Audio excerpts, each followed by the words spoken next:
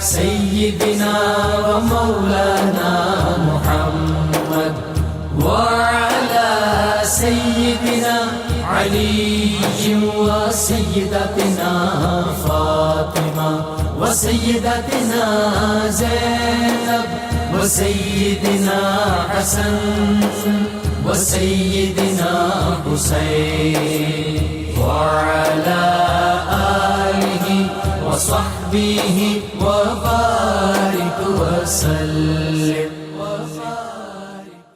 اللهم صل على سيدنا ومولانا محمد صاحب التاج والمعراج والبراق والعلم دافع البلاء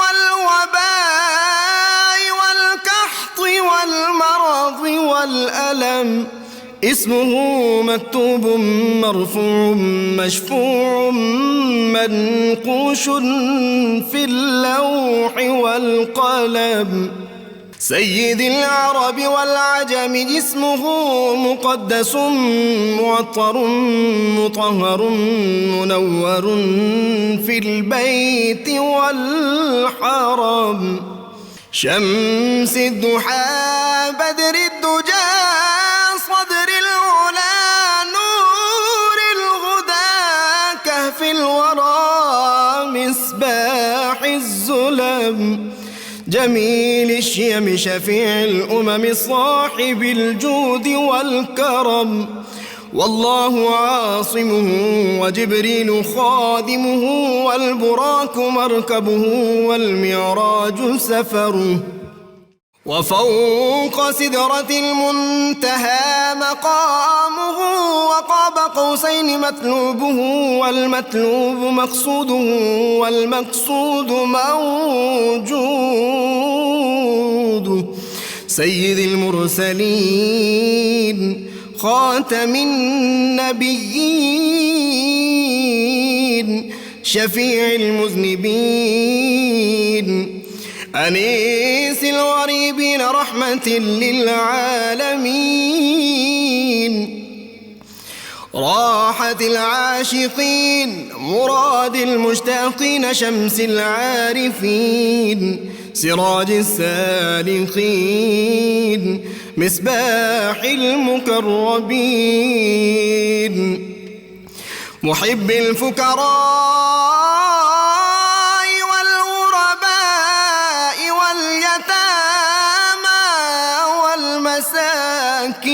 والمساكين سيد الثقلين نبي الحرمين إمام القبلتين وسيلتنا في الدارين صاحب قاب قوسين محبوب رب المشرقين ورب المغربين جد الحسن والحسين مولانا ومولى الثقلين سيدنا أبي القاسم محمد بن عبد الله نور من نور الله يا أيها المشتاقون بنور جماله بلغ العلا بكماله كشف الدجى بجماله حصنت جميع خصاله صلوا عليه وآله وأصحابه وسلموا تسليما وعلى آله وصحبه وبارك وسلم. बिस्मिल्लाहिर्रहमानिर्रहीम। अस्सलाम वालेकुम नाज़रीन, प्रोग्राम सुबह नूर के साथ आपका मीज़बान नज़ीर अहमद गाज़ी हाजिर है। नाज़रीन किराम, हज़रत अबू अनीस मोहम्मद बरकत अली साहब रहमहुल्लाह की मशहूर तालीफ़ अस्माउन नबी अल करीम सल्लल्लाहु अलैहि वसल्लम से एक इसमें मुबारक पढ़ने की आदत हासिल कर रहा हूँ।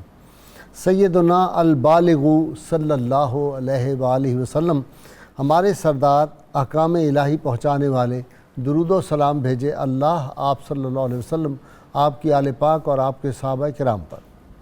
حضرت سلمان فارسی رضی اللہ تعالی عنہ بیان کرتے ہیں کہ رسول اللہ صلی اللہ علیہ وسلم نے فرمایا تہجد کے وقت اٹھ کر نماز پڑھنے کی عادت بنا لو، کیونکہ تم سے پہلی قوموں کے صالح لوگوں کی یہی عادت تھی۔ اور تہجد کی نماز بندے کو اللہ کے قریب کرتی ہے، اس کے گناہوں کا کفارہ بن کر انہیں مٹاتی ہے اور جسم سے بیماری کو دور کرتی ہے۔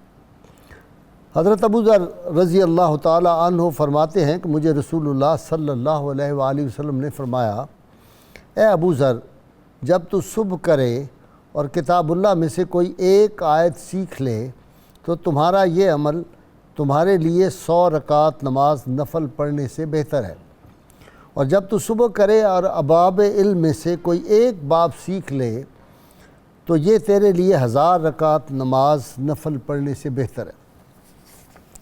ناظرین کرام، وہ جو امام احمد رضا بریلوی رحمۃ اللہ علیہ کا بڑا خوبصورت نعت کا شعر ہے کہ یا رسول اللہ صلی اللہ علیہ وسلم تیری نسل پاک میں ہے بچہ بچہ نور کا، تو ہے عین نور تیرا سب گھرانہ نور کا۔ اس نوری سلسلہ تو نور کے ایک فرد فرید کا ذکر پاک آج کرنے کی ہم سعادت حاصل کر رہے ہیں۔ یہ ہستی پاک وہ تھی ناظرین کرام جو نجیب الطرفین تھی۔ صداقت سیدنا صدیق اکبر رضی اللہ تعالیٰ عنہ سے ان کو ورثے میں مل گئی، اور پھر شجاعت جو تھی وہ فاتح خیبر اور شیر خدا حیدر کرار رضی اللہ تعالیٰ عنہ سے ملی، بلکہ وہ شجاعت جو تھی وہ ان کے نوری وجود میں اور نوری خون میں جو تھی وہ شامل تھی۔ علوم کا حمالیہ تھے، علم لدنی اللہ تعالیٰ نے تمام تر عظمتوں کے ساتھ عطا کیا ہوا تھا، اور حیا اور حلم کا کوہ صفا تھی ان کی ذات۔ یہ نور کا وہ چشمہ تھا جس سے سیراب ہونے والوں میں 4000 لوگ شامل تھے، اور جو ایک اپنی اپنی جگہ پہ ایک ایسا فرد تھا جو اپنی ذات میں ایک عہد تھا علم کا۔ اور میں صرف چند ایک شخصیات کے نام لوں گا جس سے ان کی علمی عظمتوں اور رفتوں کا اندازہ ہو جائے گا کہ ان کے شاگردوں میں کون تھے۔ سیدنا امام اعظم ابو حنیفہ رحمۃ اللہ، اماموں کے امام، امام مالک رحمۃ اللہ علیہ، عظیم عاشق رسول، اماموں کے امام۔ اور پھر ان کے شاگردوں میں دنیائے اسلام نہیں، تمام دنیا کا سب سے بڑا سائنسدان جابر بن حیان، 1000 کتابوں کا مصنف، وہ بھی ان کے جو خانے علم تھا اس سے جو ریزے اس نے چنے تھے اس سے وہ اتنا بڑا سائنسدان بن گیا تھا۔ اور پھر ان کے شاگردوں میں سفیان ثوری جیسا اتنا بڑا عظیم صوفی، اتنا بڑا ولی کامل، وقت کا کتب جو تھا وہ اس میں شامل تھے۔ 4000 شاگرد ایسے تیار کیے جن کی نظیر ہمیں اس کے بعد تاریخ اسلام میں نہیں ملتی۔ ناظرین کرام، یہ ہستی پاک وہ تھی جن کو اللہ تعالیٰ نے علوم کی جتنی جہات اور قسمیں آج بھی جو ماڈرن علوم ہیں ان کے، اگر میں یہ کہوں کہ بانیوں میں سے یہ ہستی ہے تو اس میں کوئی جو ہے وہ تعلی نہیں ہوگی۔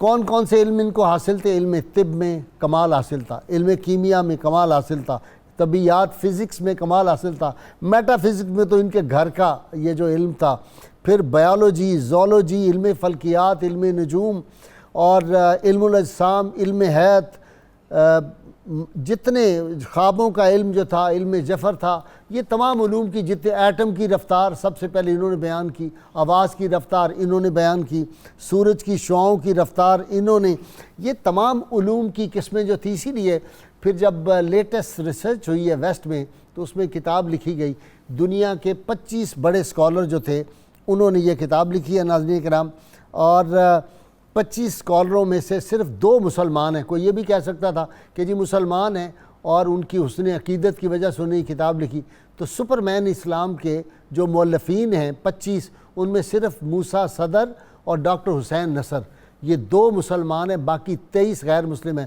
اللہ کی توفیق سے وہ میں نے جو ہے سپرمین اسلام وہ ساری کتاب پڑھی ہے۔ آدمی حیرت میں گم ہو جاتا ہے، اور بس یہی ہوتا ہے کہ اپنی بے بسی نظر آتی ہے اس شخصیت کے بارے میں کہ ہم ان کے اوصاف، ان کے کمالات، ان کے فضائل میرے جیسا کم علم آدمی، ایک طالب علم کیسے بیان کر سکتا ہے ناظرین کرام۔ اور پھر کرامات کا یہ عالم، مردے زندہ کیے اللہ کی توفیق سے، جن کے لیے آسمان سے خانے نعمت اترتا تھا، کھانے آسمان سے اترتے، ہاتھ لگائیں تو ریت جو ہے وہ شہد بن جائے، شیریں بن جائے، ستو بن جائے، اور اس طرح کے اتنی ان کی کرامات، ان کا ہر قدم۔ لیکن ایک بات آج میں نے اپنے اسکالر سے کرنی ہے۔ صبح میں نکلا تو میں نے کہا کہ آج میرے ساتھ پیر قمر الشکور احمد صاحب بھی ہیں، ڈاکٹر طاہر امید تنولی ہیں، پروفیسر ناصر ہیں۔ میں نے کہا ان تینوں سے میں نے ایک بات پوچھنی ہے کہ یہ سپر مین اسلام میں نے پڑھی، مجھے تو اہل بیت اطہار کے جتنے امام ہیں ان کے گھر کا ہر بچہ سپر مین ان اسلام لگتا ہے۔ یہ سارے سپر ہیں، یہ سارے سپیریئر ہیں، یہ سارے سپریم ہیں۔ کیوں کہ ان کو جو فیض ہے، سرچشمہ فیض، وہ انا مدینۃ العلم، شہر علم جو ہے، کلزم علم جو ہے، کلزم معرفت جو ہستی ہے، کائنات کے سارے علوم جہاں سے نکلے، اللہ نے اپنے سارے علوم تھے جو انسانیت کو دینے تھے، وہ سارے جامع کمالات جس ہستی میں تھے، جس کی رگوں میں وہ نور ہو، وہ سارے سپر مین ہوتے ہیں۔ میرے نزدیک تو سارے اہل بیت اطہار کے جب اذکار آئیں تو ان سب کو سپر مین ہی کہنا چاہیے۔ ناظرین کرام، آج ہم جس ہستی پاک کا ذکر کر رہے ہیں، امام جعفر صادق، جن کے بارے میں امام مالک رحمۃ اللہ علیہ فرمائیں کہ میری آنکھ نے، میرے کان نے اور میرے قلب نے ان سے زیادہ افضل آدمی آج تک نہیں دیکھا۔ میں نے جب دیکھا یا وہ نماز پڑھ رہے ہوتے تھے، یا قرآن حکیم کی تلاوت کر رہے ہوتے تھے، یا وہ روزے کی حالت میں تھے، شب بیداری کرتے رہتے تھے۔ سخاوت کا یہ عالم تھا کہ جب مدینہ منورہ اور قریب کی آبادیوں میں قحط پڑ گیا، خادم کو بلایا، کہا گندم کتنی ہے؟ انہوں نے کہا جی پورے سال کی ہمارے لیے کافی ہے۔ کہا چند دن کے لیے رکھ کے سب غریبوں میں جا کے تقسیم کر دو۔ اور پھر جب لوگوں نے دیکھا ناظرین کرام کہ جو کوئی ان کی بارگاہ میں آ جاتا تھا، کبھی کسی سائل کو انہوں نے نہ نہیں کی۔ جب یہ میں پڑھ رہا تھا تو میں نے کہا بھئی ان کی رگوں میں نور مصطفیٰ صلی اللہ علیہ وسلم جھلکتا تھا، کیا نہیں ملتا دو جہاں کو تیرے در سے، ایک لفظ نہیں ہے کہ تیرے لب پہ نہیں ہے۔ یہ گھرانہ وہ ہے، یہاں کوئی نہ والی بات ہی نہیں ہے۔ یہ نہ صرف کرتے ہیں لا الہ الا اللہ، جب یہ پڑھتے ہیں کلمہ تو اسی میں لا پڑھتے ہیں، باقی سائل کے لیے لا نہیں ہے، جو آئے جو کچھ ہے عطا کر دیتے۔ اللہم صلی علی سیدنا و مولانا محمد وعلی سیدنا علی و سیدتنا فاطمہ و سیدتنا زینب و سیدنا حسن و سیدنا حسین وعلی آلہ وصحبہ وبارک وسلم۔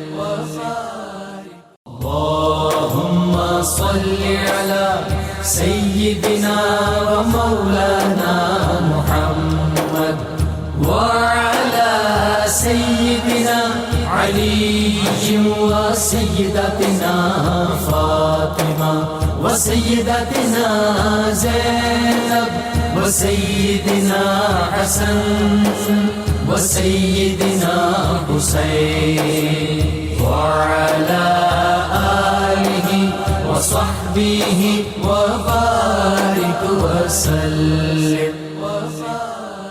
میں ابتدا کر رہا ہوں جناب پیر قمر الشکور احمد صاحب۔ جی پیر سائیں۔ بسم اللہ الرحمن الرحیم۔ اتنا خوبصورت ابتدائیہ اور ماشاءاللہ آپ کمال کر دیتے ہیں، سمو دیتے ہیں ہر بات کو، اور جہتیں متعین کرتے ہیں کہ کیا کیا آپ کا تذکرہ پاک کیا جائے۔ ہم نے تو اللہ اکبر۔ جی بسم اللہ۔ حضرت امام محمد جعفر الصادق علیہ السلام ائمہ اہل بیت اطہار میں چھٹے امام ہیں، اور اللہ تعالیٰ نے آپ کو جتنی عزتیں شان عطا فرمائیں، چونکہ ان کے اظہار کا آپ کو بھرپور موقع ملا، اس لیے آپ کی شخصیت بہت زیادہ ابھر کر سامنے آئی، علمی اعتبار سے بھی، روحانی اعتبار سے بھی۔ بہت ہی اہم سوال جس کی طرف آپ نے توجہ دلائی سپر مین ان اسلام کے حوالہ سے، بلا شبہ حضرت امیر المومنین مولا علی مرتضیٰ سے لے کر حضرت امام حسن عسکری علیہ السلام تک تمام ائمہ اہل بیت اطہار علم کا کوہ صفا اور کوہ وقار ہیں، کوئی شک نہیں اس میں۔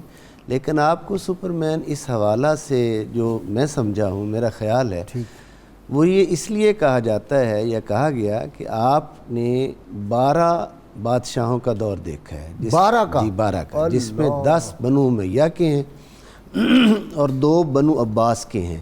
اب بنو امیہ کی سلطنت جو تھی وہ چونکہ روبہ زوال تھی اور اب ہچکیاں لے رہی تھی، آخری سانسیں لے رہی تھی، یک کے بعد دیگرے، ایک دوسرا تیسرا، اس لیے اور بنو عباس جب آئے تو ابھی استحکام ان کو وہ پکڑ رہے تھے، یعنی مضبوط ہو رہے تھے، تو وہ ارباب اقتدار چونکہ اپنی اقتدار کی پریشانیوں میں تھے، اس وجہ سے آپ کو دین کا کام کرنے کا کھل کر موقع ملا اور وقت ملا، اور مزاحمت بہت زیادہ کم ہوئی، بہت کم ہوئی اچھا آپ کی زندگی میں ارباب اقتدار کی طرف سے۔ لیکن دعان کی نہ ظلم نہیں، وہ تو ظلم ذاتی اعتبار سے ہوئے نا، کام کرنے کا موقع جو ہے وہ بہت زیادہ ملا، جس وجہ سے علم کی تشریحات جو ہیں وہ آپ کی ذات والا صفات سے بہت زیادہ ہوئیں۔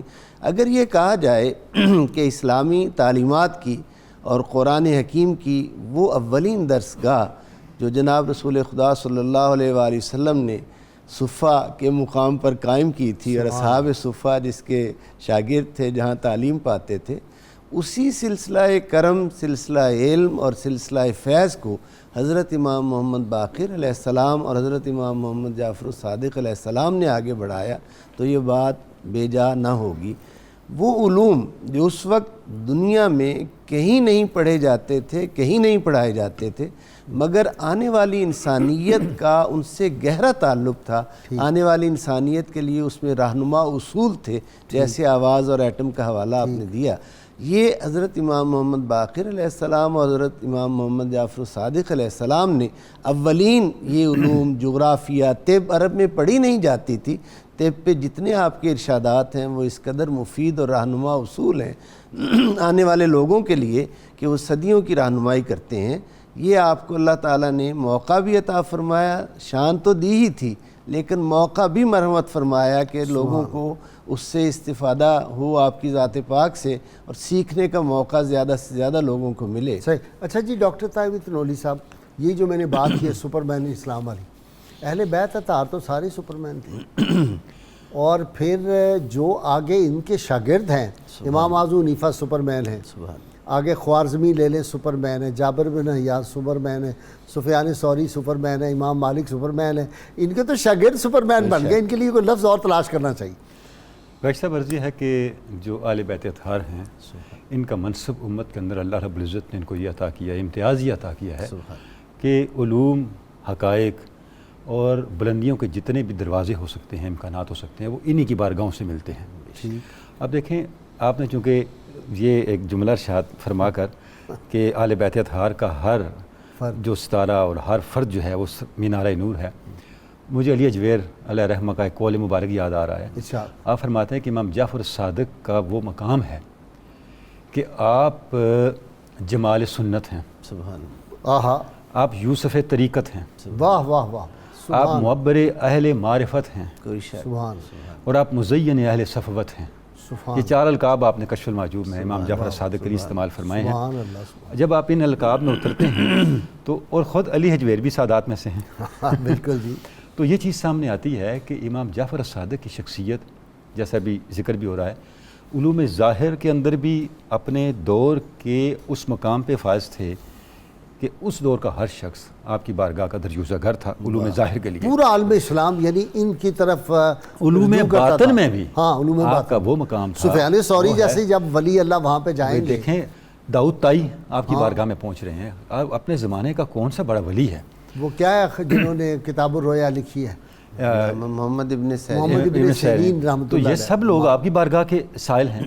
اور تیسری جو بڑی امپورٹنٹ بات ہے غازی صاحب وہ یہ ہے کہ امام جعفر الصادق جس کو کہتے ہیں نا کہ ایک ویژنری، ایک جس کو پریگمیٹک وزڈم کی حامل شخصیت ہے، آپ کی حکمت عملی حکمت ہے، یعنی آپ حدود و قیود سے آشنا حکیم ہیں، یہی وجہ ہے۔ ایک بات یہ تو نہیں، یہ پیر صاحب نے وہ اشارہ کیا، کھولی نہیں زیادہ بات، پیر صاحب نے اشارہ بڑا زبردست یہ کر گئے کہ اہل بیت اطہار کا ہر بندہ سپرمین تھا، کچھ کو اظہار کا موقع ملا اور کچھ کو اظہار کا موقع ہی نہیں ملا، یا کچھ کو اجازت نہیں تھی اظہار کرنے کی، کوئی وقت کی میری حکمتیں عرض یہ ہوگی ہے، نا آپ کی۔ بالکل آپ یہ بھی فرما سکتے ہیں، میری عرض یہ ہے کہ آل بیت اطہار کو وقت مجبور نہیں کر سکتا، وہ وقت کو مجبور کر سکتے ہیں۔ حکمتیں تو ہو سکتی، اللہ رب العزت کی طرف سے انہیں جو کردار اسائن کیا گیا وہ بدرجہ کمال عطا کر کے چلے گئے. بس بس آپ کسی شخصیت کے زمانے کو سامنے رکھیں, سیدنا علی پاک سے شروع ہو جائیں,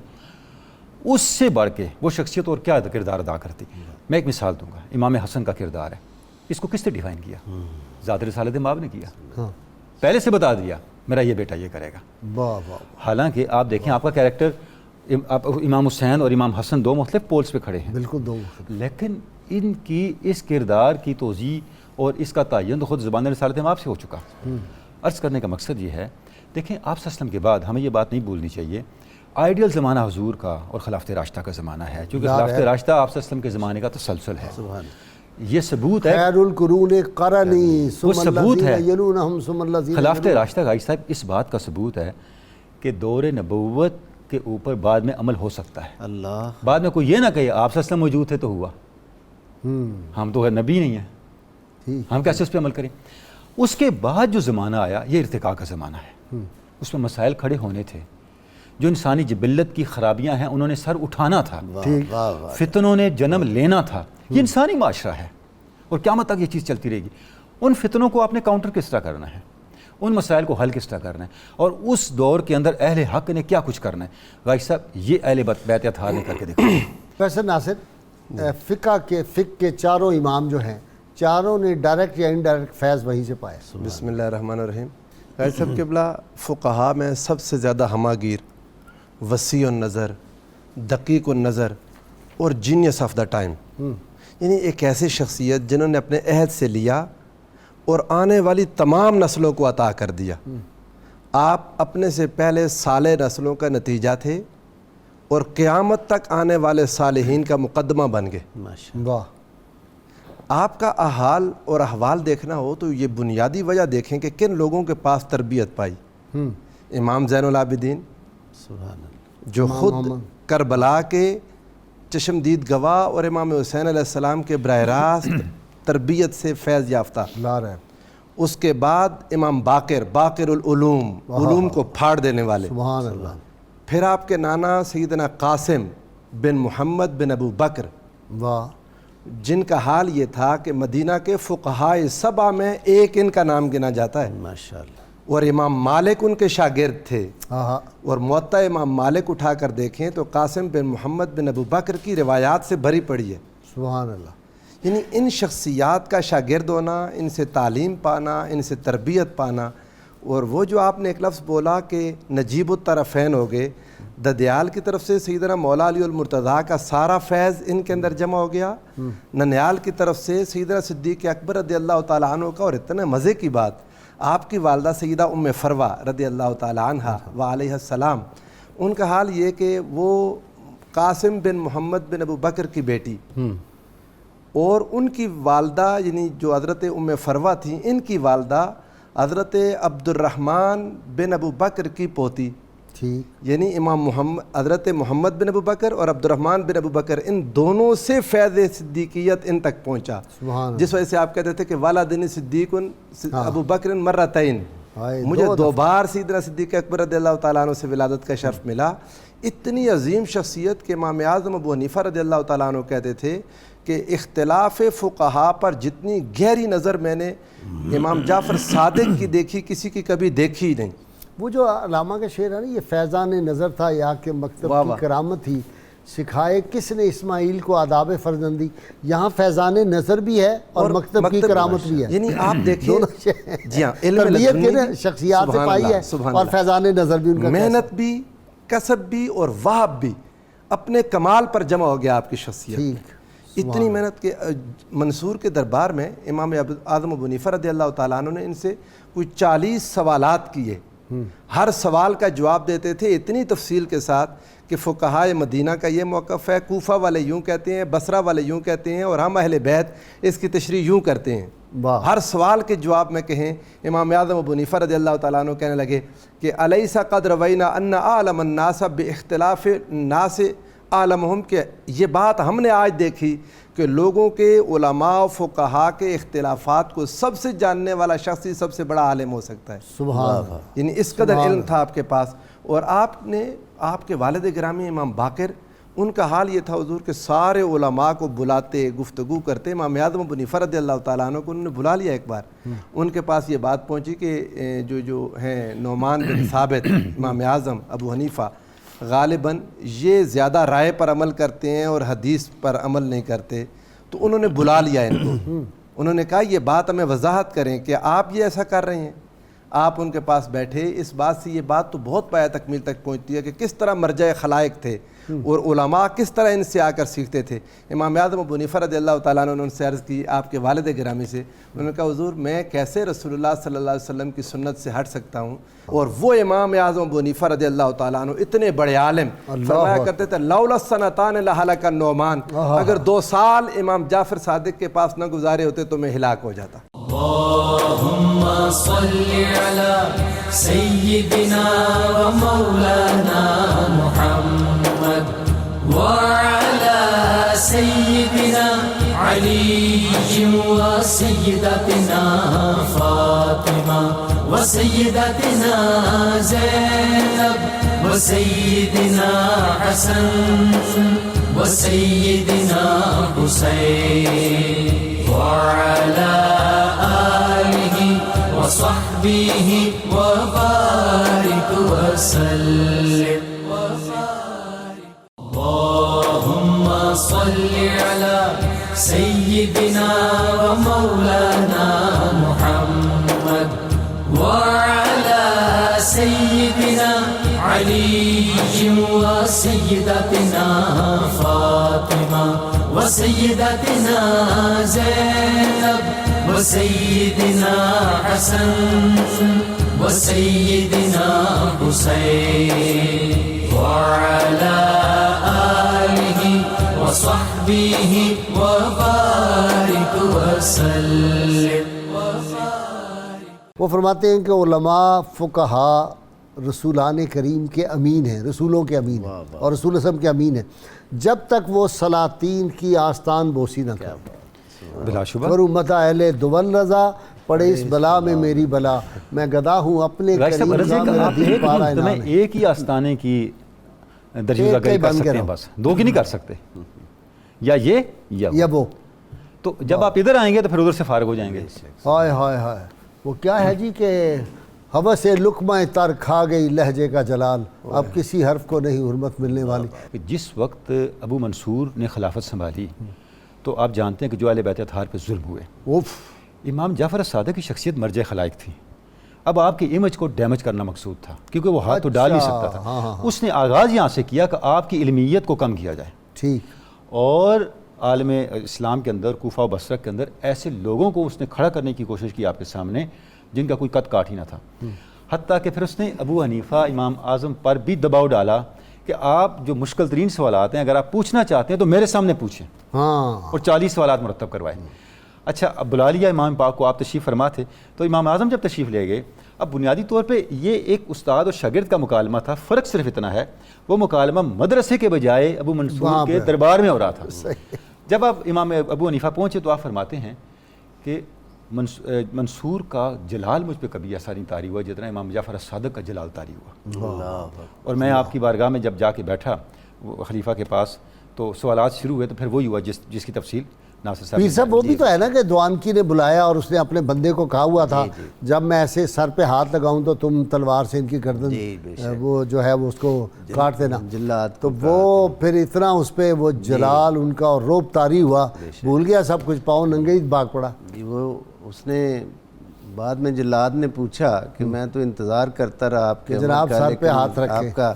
اس نے کہا کہ جب امام محمد جعفر الصادق علیہ السلام تشریف لائے ہیں تو میں نے دیکھا کہ ایک اتنا بڑا اژدہا ہے جس کا کہ منہ کا ایک سرا یعنی ایک حصہ اس نے محل کے نیچے رکھا ہوا ہے اور ایک حصہ محل کے اوپر رکھا ہوا ہے, اور اس کے اس منہ کے دونوں جبڑوں کے درمیان آنے کی وجہ سے محل میں ایک لرزہ طاری ہوا. اور اس نے مجھے یعنی یہ اشارہ دے رہا تھا کہ اگر تو نے معمولی سی بھی جسارت اور بے ادبی کی تو میں اس مال کو بھی اور اس کے مکینوں کو بھی تجھے بھی سب کو کھا جاؤں گا، نگل جاؤں گا. گویا وہ اللہ تعالیٰ کی طرف سے ایک اسے وارننگ دی گئی تھی. اور پھر حضرت امام محمد جعفر الصادق علیہ السلام کو بجائے کچھ کہنے کے تحائف دیے اور تحائف دے کر آپ کو رخصت کیا اور خود مدہوش ہو کر گر پڑا اور تا دیر سوتا رہا.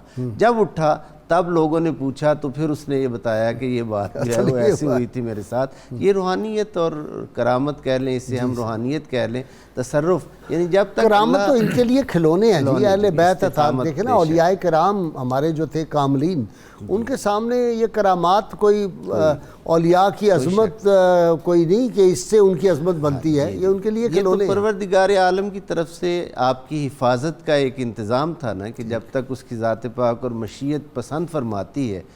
حضرت امام محمد جعفر الصادق علیہ السلام اخلاق کریمانہ کا بھی عظیم پیک کرتے ہیں. مثلا آپ کا ایک غلام جو ہے اس کو آپ نے کسی کام سے بھیجا تو وہ راستے میں کہیں جا کر وہ سو گیا، گرمی تھی. آپ اس کی تلاش میں نکلے کہ بہت دیر ہو گئی ہے، وہ واپس نہیں آیا. دیکھا تو ایک جگہ سویا ہوا تھا. تو آپ نے کمال اخلاق کا مظاہرہ کرتے ہوئے صاحب خلق عظیم کے جو ہے وہ اس نقش قدم پہ چلتے ہوئے، صاحب خلق عظیم کا نور ان کی رگوں میں دوڑتا تھا. جی، ان آقا کے اس مبارک عمل کو مد نظر رکھتے ہوئے وہ اب پنکھے سے اس کو ہوا دینا شروع کر دی. جب وہ ٹھنڈی ہوا لگی تو اس کی اچانک آنکھ کھلی. اس نے دیکھا کہ میرے مولا مجھے ہوا دے رہے ہیں. تو وہ پریشان ہو کر معافی کا خواستگار ہوا. آپ نے فرمایا کوئی بات نہیں، تم انسان ہو، انسانی ضرورت. اور پھر بعد میں فرمایا تربیت کے لیے، اور یہ اس کے ذریعے سے گویا ہم سب تک، پوری امت تک یہ میسیج ہے آپ کا کہ سونے کے لیے اللہ تعالیٰ نے رات بنائی ہے، دن کام کرنے کے لیے بنایا ہے اللہ تعالیٰ نے. یہ نظام فطرت اور لا آف نیچر ہے، اس کے مطابق آدمی کو رہنا چاہیے. ہاں جی. ڈاکٹر تنولی، یہ جو واقعہ پیر صاحب نے بیان کیا ہے، اب انس بن مالک رضی اللہ تعالیٰ عنہ والی بات، 10 برس حضور کی خدمت میں رہا، کبھی مجھے اف تک نہیں کہا. اور اسی طرح جب آپ نے ایک کام سے بھیجا تو وہ کھیلنے لگ گئے. تو آپ صلی اللہ علیہ وسلم گئے اور آپ نے کیا فکرہ کہا ہے، وہاں کھڑے ہو کے مسکرائے اور آپ نے کہا یار تم نے ہمیں بڑا انتظار کرایا انس. جی ہاں، حضرت انس فرماتے ہیں کہ مجھے ایسے لگا کوئی شخصیت کھڑی اور ان کے انتہائی خوشبودار اور پیارے ہاتھ میری آنکھوں پہ ہیں. تو میں نے پیچھے دیکھا تو ذات رسالت امام کھڑے تھے. تو یہی خلق کریمانہ ظاہر ہے. لیکن یہ بات جی کہہ تو بندہ سکتا ہے، عمل بڑا مشکل، بہت مشکل ہے، بہت مشکل ہے، کوئی شک نہیں. غازی صاحب، جو ابھی ذکر ہوا آپ کی کرامت کا بھی، حضرت امام جعفر الصادق کو جب حضرت نفس زکیہ کا معاملہ ہوا اور نفس زکیہ شہید ہو گئے تو ابو جعفر منصور کو آپ کے بارے میں جب شک ہوا تو اس نے آپ کو بلایا اور کہا جی آپ اہل بیت کو اور ہاشمیوں کو اور سادات کو میرے خلاف بھڑکا رہے ہیں اور اکٹھا کر رہے ہیں. تو آپ نے فرمایا بھی میں تو اس معاملے میں نہیں ہوں، نہ پہلے تھا نہ اب ہوں، بہت سے اسباب ہیں. تو اس نے کہا میرے پاس گواہ موجود ہے. آپ نے فرمایا گواہ کو بلاؤ. گواہ بلا لیا گیا. اس نے کہا جی میں نے خود دیکھا ہے، یہ اس طرح کی باتیں کی. تو آپ نے فرمایا تم اس پہ قسم کھاتے ہو؟ اس نے کہا بالکل. اس نے قسم اس انداز سے شروع کی کہ میں اللہ حی و قیوم کی قسم کھاتا ہوں. آپ نے فرمایا رک جاؤ ادھر ہی. وہ رک گیا. آپ نے فرمایا اس طرح قسم کھاؤ کہ میں اللہ کی قسم کھاتا ہوں اور اپنے ہوش و حواس کے ساتھ میں نے یہ سب کچھ دیکھا. خلیفہ منصور نے کہا آپ نے اس کی قسم کے متن کو کیوں بدلا؟ ابھی امام جعفر الصادق کی بصیرت. آپ نے فرمایا اس لیے بدلا جب آپ اللہ کے نام پہ جھوٹی قسم بھی اللہ کی ثنا کے ساتھ شروع کریں تو اللہ گرفت میں تاخیر فرماتا ہے. اللہ اچھا اللہ یہ جھوٹی قسم کھانے لگا ہے اور میں اس کو وارن کر رہا ہوں کہ سوچ کے کھائے اور اس اگر کھانا ہی چاہتا ہے تو اس طرح کھائے. اس نے اس طرح ایسی قسم اٹھائی، قسم پوری نہیں ہوئی کہ وہ تڑپا اور گر کے مر گیا. اللہ. اور خلیفہ منصور پہ لرزہ طاری ہوگا اور اس نے کہا آپ ہمارے آقا ہیں، جی چاہے تو اپنے نانا کے شہر تشریف لے جائیں، جی چاہے تو یہاں رہیں، ہاں آپ ہمارے سر کا تاج ہیں. عرض کرنے کا مقصد یہ ہے غازی صاحب، آپ اس چیز پہ دیکھیں کہ امام جعفر الصادق کے علوم اور آپ کی نگاہ بصیرت کہاں تک تھی. وہ بڑی امپورٹنٹ بات جس کی طرف میں نے پہلے بھی اشارہ کیا کہ آج بھی ایک رول ماڈل ہے علماء کے لیے اور اہل دین کے لیے امام جعفر الصادق کی شخصیت، اس حوالے سے کہ وہ اپنے علم دین کو اور دینی حکمت کو اس انداز سے اپنے پیش نظر رکھیں کہ اس کو استعمال کیسے کرنا ہے اور کہاں کرنا ہے. دیکھیں جس وقت نفس زکیہ کا معاملہ چلا جب بنو امیہ کا آخری زمانہ تھا تو عبداللہ ابن حسین جو نفس زکیہ کے والد تھے انہوں نے تمام ہاشمیوں کو بلایا، تمام سادات کو بلایا، اور اس میں بنو عباس کے لوگ بھی تھے، اور ان کو موٹیویٹ کیا کہ سنت تباہ ہو رہی ہے، عالم اسلام تباہ ہو رہا ہے، یہ جیسے بھی حالات تھے، تو نفس زکیہ نوجوان ہے محمد، آپ اس کی بیعت کرو۔ غازی صاحب آپ حیران ہوں گے، اس ماحول کے اندر سب سے سوائے امام جعفر صادق کے سب بیعت کے لیے تیار تھے۔ دو باتیں بڑی امپورٹنٹ اس پورے اس اجتماع کی۔ پہلی بات، امام جعفر صادق خاموش بیٹھے تھے، پہلے تو وہ تھے نہیں، آپ کو بلایا گیا، آپ خاموش بیٹھے تھے۔ دوسری بات، آپ حیران ہوں گے کہ جب بیعت شروع ہوئی نفس زکیہ کی تو سب سے پہلے کس نے بیعت کی؟ ابو جعفر منصور نے کی، اللہ، اس کے بعد الصفا نے کی، اس کے بڑے بھائی نے۔ جب بیعت ہو گئی، امام جعفر صادق بیٹھے ہیں، آپ کی بصیرت دیکھیں۔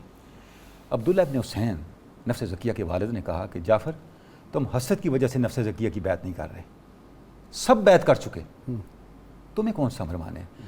آپ نے فرمایا اگر یہ میں آپ کی بیعت کے لیے تیار ہوں، آپ میرے بزرگ ہیں، نفس زکیہ کی بیعت نہیں کروں گا۔ اچھا، فرمایا کیوں؟ یہ سب لوگ کر رہے ہیں۔ آپ نے فرمایا یہ سب لوگ بیعت نفس زکیہ کی دین کے لیے نہیں کر رہے، اپنے اقتدار کے لیے کر رہے ہیں۔ میں آپ کو بتا رہا ہوں نفس زکیہ کو قتل ابو جعفر منصور کرے گا، صفا کرے گا، اور اس کے بعد ابو جعفر منصور نفس زکیہ کے بیٹے کو قتل کرے گا، اور اس کے بعد نفس زکی ابو جعفر منصور کی نسل اس وقت تک حکمران رہے گی جب تک لڑکے اس امت پہ حکومت نہ کرنے لگیں اور عورتیں، نااہل عورتیں ان کی مشیر نہ بن جائیں۔ سب کچھ بعد میں ویسے ہی۔ یہ دینی حکمت ہے کہ جب حضرت زید نے خروج کیا، حشام ابن عبد الملک، اس وقت بھی آپ کا یہی موقف تھا، اور جب سارے سادات قید ہو کے آئے، بنور اللہ، ینظر بنور اللہ، مدینہ تشریف لائے، امام جعفر صادق اپنے گھر میں دیکھ رہے تھے، آپ رو رہے تھے، آپ نے فرمایا کاش کہ اس وقت میری بات مان لیتے۔ کیوں کہ صرف خون بہانا درکار نہیں ہے، حق کے لیے کھڑے ہونے والوں کا یہ بھی دیکھنا ہے کہ امت کا خون کس بات کے لیے بہایا جا رہا ہے، اس کا مقصود کیا ہے، احقاق حق اور ابطال باطل ہو رہا ہے یا اس سے فتنہ جنم لے رہا ہے۔ ٹھیک، اور آپ نے سوسائٹی کو کنسولیڈیٹ کرنا ہے، سوسائٹی کے اندر ویلیوز کو نورش کرنا ہے، ویلیوز کو پروموٹ کرنا ہے جو اسلام کی ویلیوز ہیں۔ اگر وہ کیے بغیر آپ زمین ہموار کیے بغیر پودا لگانا چاہیں گے، آپ کا وقت بھی برباد ہوگا، تیاری ہے نہیں آپ کی، اور آپ نکل پڑے، آپ نے چیلنجز کر دیے، اس کا نتیجہ کیا نکلا؟ اس کا نتیجہ بربادی ہے۔ امام جعفر صادق کی جو علمی کنٹریبیوشن ہے، آپ کی جو بے شمار دینی تحریکیں جی ڈاکٹر صاحب آج کے دور میں بھی ہم دیکھیں، اس کو اپلائی کریں، بالکل وہی نتائج ہوئے جو وہاں نکلے۔ ہم پہلے بھی کئی دفعہ یہ بات کہہ چکے ہیں کہ ملت اسلامیہ کی دینی تحریکوں کا سب سے بڑا المیہ تعبیر کا المیہ ہے۔ ہم شاگرد کی سطح پہ کھڑے ہو کے استاد جیسے نتائج کی توقع کر کے تاریخیں شروع کر رہے ہوتے ہیں، وہ نتائج آپ کے سامنے ہیں۔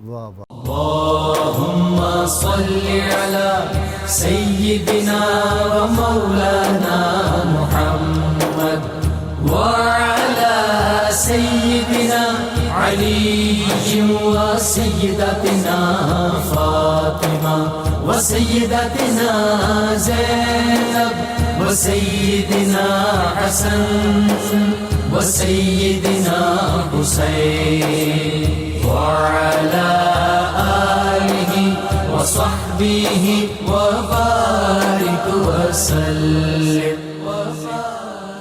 اللہم صلی علی سیدنا و مولانا محمد وعلی سیدنا علی و سیدتنا فاطمہ و سیدتنا زینب و سیدنا حسن و سیدنا حسین وعلی آلہ و صحبہ و بارک وسلم۔ کتاب الشفا سے جی نسخہ ہے، یہ سماعت کی سلامتی کا عمل ہے، کانوں کی تکلیف کا۔ جو شخص ہر فرض نماز کے بعد 11 بار اللہ تعالیٰ کا اسم مبارک یا سمیع پڑھنے کو معمول بنا لیتا ہے تو اس کی سماعت ہمیشہ محفوظ رہتی ہے۔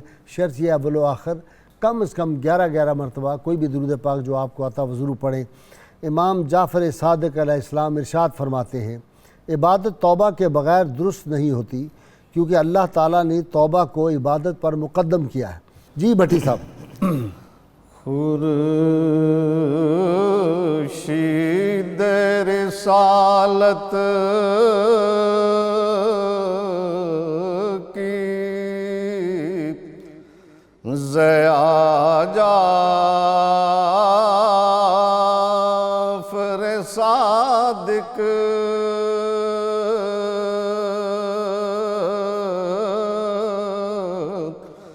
دل بند علی شیر خدا جعفر صادق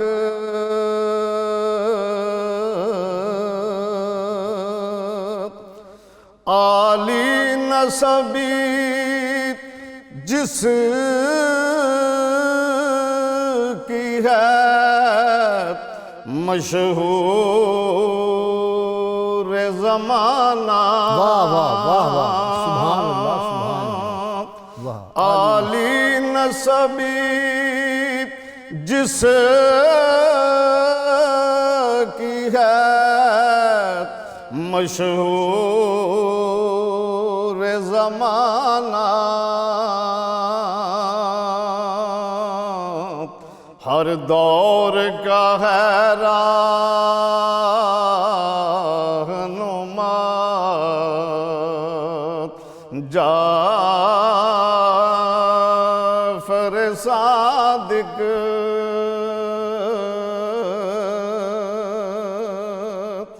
اور ہر علم کے ہر جزو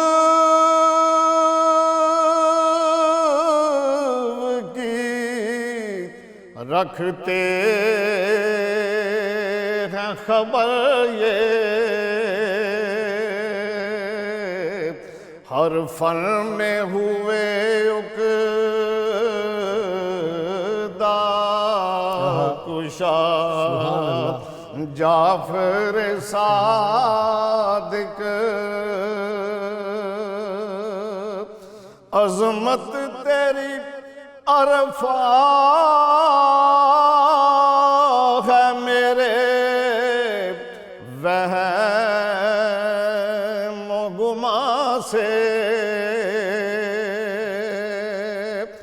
عظمت تیری عرفات ہے میرے وہم و گما سے ساجد کو بھی ہو علم عطا جعفر صادق خورشید رسالت کی ضیاء جعفر صادق دل بند علی شیر خدا جعفر صادق اللهم صل على سيدنا ومولانا محمد وعلى سيدنا علي وسيدتنا فاطمة وسيدتنا زينب وسيدنا حسن وسيدنا حسين وعلى آله وصحبه وبارك وسلم